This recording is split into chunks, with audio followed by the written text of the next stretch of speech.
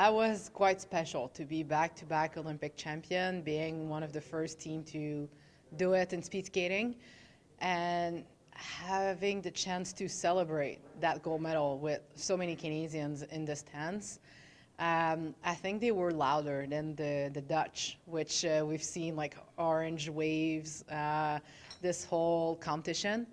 And it was just like having the chance and this opportunity to really be the fastest throughout like this whole competition. It was not like we had in Beijing. I think we were still gonna win that race, but we will remember that the Japanese fell in the last corner where we were like a tiny bit behind them, but they were slowing down. And so now it's like there's no doubt that we're Olympic champion, and we were really proud of that. But we're mostly proud of this whole journey, especially between 2022 and 2026, where we have a whole lot of challenges, changing the strategy and working like always on what could be the best again, like to find the good one for us. And that gold medal race was only our sixth time doing this strategy.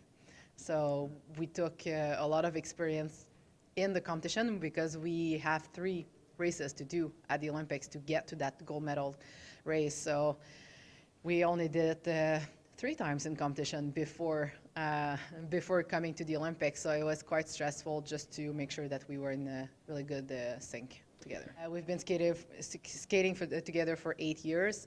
We trained together in Calgary for 4 years.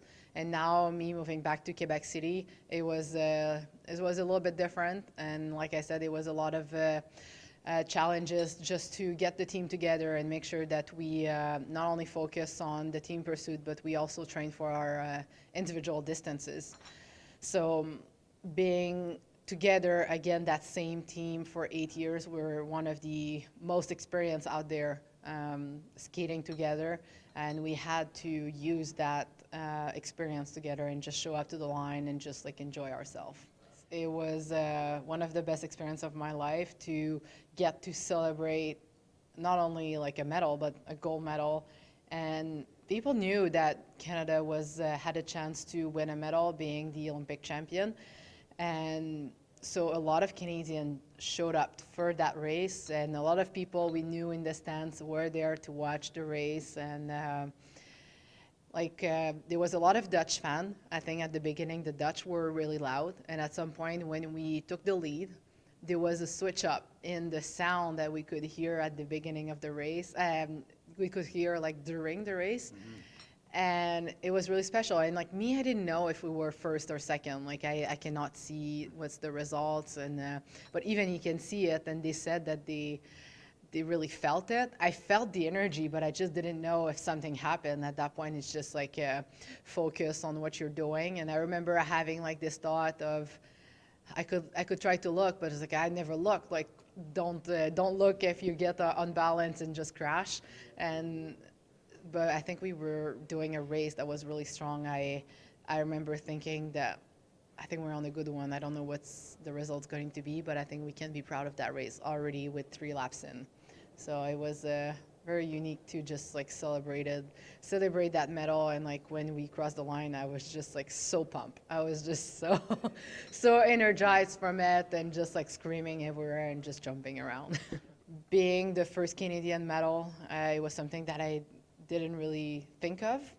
I knew I was skating on the first medal event that we could win a medal, but I was so focused on my performance and just like what I had to do in my plan. I was saying before the competition, I was like, oh yeah, I'm used to open the competition because at World Cups and World Championship, the 3,000 meter is often the first event. So, but being at the Olympics, I didn't see this other side of it, and it took a while for me to just like come back from it, like just emotionally. I was like physically I was still feeling good, but just like coming back to training and just like focusing on the team pursuit, which was the next event. But it was a lot of emotion, really good emotion. Like really, we told me, oh, it could be like I was like, oh, tomorrow I'm gonna take it off, like the Sunday. I was not going on ice, And it's like, oh yeah, I'm gonna take the time like on Sunday, and after that, like I'll be fine. Like I'll switch over to for the team pursuit. And my mental performance coach, he told me like, it's okay if it takes more time. Like at the Olympics, it can take longer. Being the first medal for Canada, it took I think 2 more days before Megan like won the first gold of these games and the second medal of the Olympic. So I had a lot of attention, like with the media and with just on social media. It just like exploded, and it was really all positive. I manage it in a way that it's important to see all of that and to enjoy it. But at the same time, I couldn't like keep up. And at some point, it's just like I had to turn off my notification and just make sure that I was like keeping my mind into the competition. It's like, yes, I won my first medal. Like, it's like, check. That's a big objective that I wanted.